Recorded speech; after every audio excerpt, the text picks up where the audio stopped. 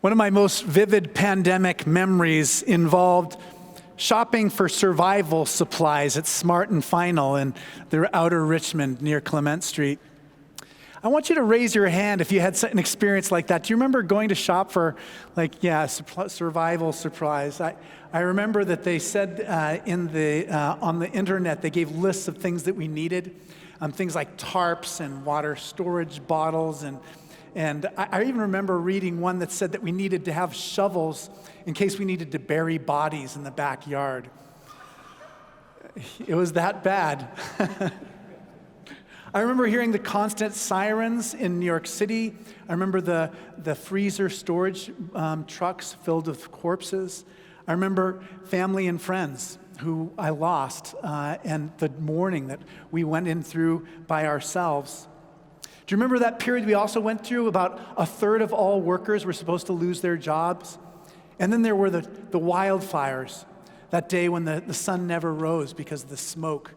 And then the riots around the summer in the George Floyd, in the wake of George Floyd's murder, and then in the Capitol building in January. Because we just try to keep going, and because we need to take care of people around us, I think we've forgotten a lot about what those feelings were like. We forgot about just how traumatic the whole experience was. Something in us died, and we haven't really come back to being fully alive again. My sermon today comes in 3 parts. The first one is believing and seeing. The second is feeling and showing. And the third part is called acting and being helped. Believing and seeing. After the authorities tried twice to arrest Jesus and then tried twice to stone him to death, Jesus and his friends escaped across the Jordan River out of Judea. And so when Jesus gets the news that his friend Lazarus is really sick, his friends are appalled to hear that he's going to go back into danger in order to try to help. But Jesus does exactly this. He goes back in order to help Lazarus, but by the time he arrives, Lazarus has already been dead for a few days. And his 2 friends, Martha and Mary, go to see Jesus, and there are 3 different Greek words that describe Jesus' feelings at this moment. But he sees them weeping, and he sees how sorry they are and how sad they are, and he begins to weep. And the people around him say, "See how much he loved his friend Lazarus to cry like that." Now, the context of the story is really important. In the other Gospels, Jesus teaches using parables. They're kind of like imaginary stories, like about the mustard seed, in order to help us to understand what the kingdom of God is like. In the Gospel of John, John uses the actual life events of Jesus to show who God is. And so in the Gospel of John, there are 7 signs. The first sign is turning water into wine at a wedding in Cana of Galilee. And the last sign is the one that we have before us today, of bringing Lazarus back from the realm of death, back into life. Now, the purpose of these signs is to get our attention, to draw us more deeply into reality, into the fullness of life with God. And the question lying behind today's gospel is whether Martha will actually see it. Will she begin to enter into this divine mystery? Jesus puts it this way: "Didn't I tell you that if you believed, you would see the glory of God?" Now, when I was a young man, I had this idea about religion. I thought that if you studied all the greatest philosophers and theologians from the traditions around the world, that you'd do this and then you'd begin to decide whether or not to believe. And the older I get, the more I begin to understand the point of St. Anselm from the Middle Ages. He talked about faith-seeking understanding, that believing comes first, and then reason helps us to understand what our faith means. In other words, faith sets in motion a quest to understand God, and this leads to joy, the joy we were created to experience. I have a friend named Matt Bolton. He was the smartest kid in seminary, and what he says faith is a little bit like reading glasses. What looks blurry and impossible to make out, what we might otherwise miss, becomes through the eyes of faith a picture of God's glory. Faith helps us to see what is already there. My second chapter is feeling and showing. What does the world look like through the eyes of faith? Les Murray was an Australian poet, and he dedicated all of his books to the glory of God. And he gives us a picture of what modern people see in his poem, An Absolutely Ordinary Rainbow. It was published in 1969. It begins with sections that describe streets in Sydney, Australia, and ends with another street in Sydney, Australia. And so here's the poem. It's the longest poem I've ever read to a congregation. I'm glad that I've chosen such a good day to do this. The word goes round Reppins. The murmur goes round Lorenzini's. At Tattersall's, men look up from sheets of numbers. The stock exchange scribblers forget the chalk in their hands, and men with bread in their pockets leave the Greek club. There's a fellow crying in Martin Place. They can't stop him. The traffic in George Street is banked up for half a mile and drained of motion. The crowds are edgy with talk. And more crowds come hurrying. Many run in the back streets, which minutes ago were main streets, pointing. There's a fellow weeping down there. No one can stop him. The man we surround, the man no one approaches, simply weeps and does not cover it.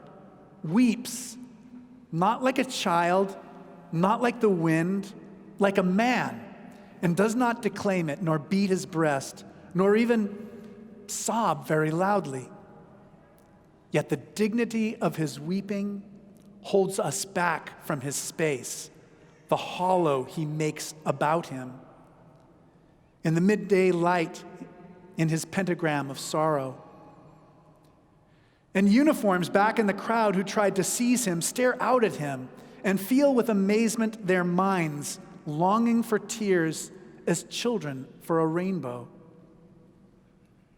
Some will say in the years to come, a halo or force stood around him.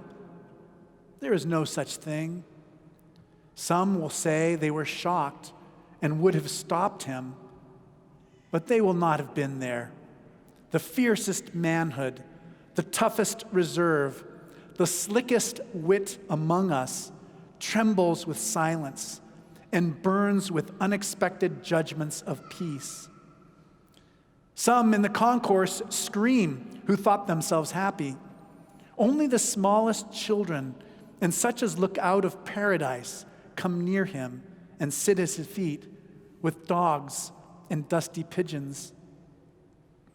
And I see a woman shining stretch her hand and shake as she receives the gift of weeping.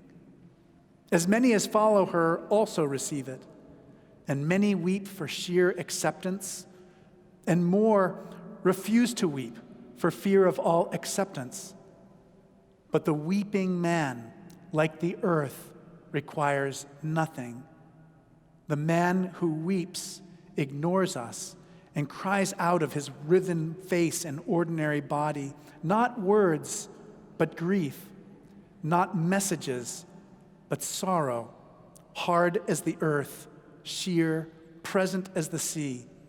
And when he stops, he simply walks between us, mopping his face with the dignity of one man who has wept and now has finished weeping. Evading believers, he hurries off down Pitt Street. In our modern world, we're so buttoned down, so repressed, so wary of revealing anything that is real or true about ourselves. And we are always putting on a kind of show. This person in the poem is unlike Jesus in some ways, but similar to him in others. Jesus sees so deeply, sees God's grace so clearly, and expresses it. And in the love that Jesus has, we can be healed like the smallest children who come near him. The last chapter is called Acting and Being Helped. The last thing I want to point out about the story of Lazarus is that Lazarus has to do some work. Jesus calls Lazarus, come out Lazarus, and imagine Lazarus wrapped in those burial cloths. Imagine yourself wrapped in burial cloths. Imagine your head is wrapped up and your arms and your feet. Lazarus has to kind of wriggle out of the cave. And because he can't do it all on his own, Jesus talks to the crowd and says, unbind him and let him go. The purpose of these 7 signs in the Gospel of John is for Martha and Mary, for you and me, to see the glory of God, even when it is not clear to the people around us. But Jesus is not just an ordinary person. Jesus is life itself, and life cannot be stopped. Jesus' weeping reminds us that God's love cannot be stopped. And baptism is the sign which shows that God adopts us into the family of the church.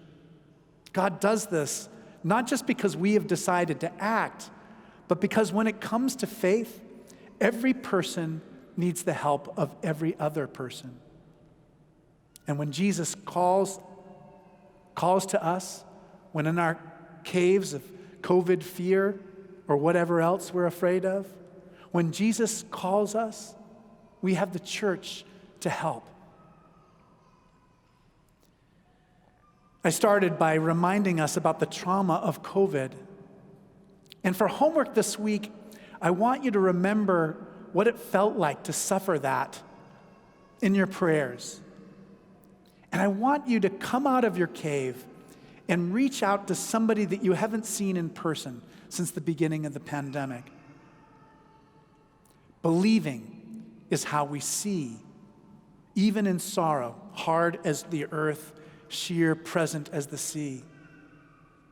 Perhaps it is Martha or Mary, but a woman shining stretches forward her hand, and she receives the gift. Be unbound. Did I not tell you that if you believed, you would see the glory of God?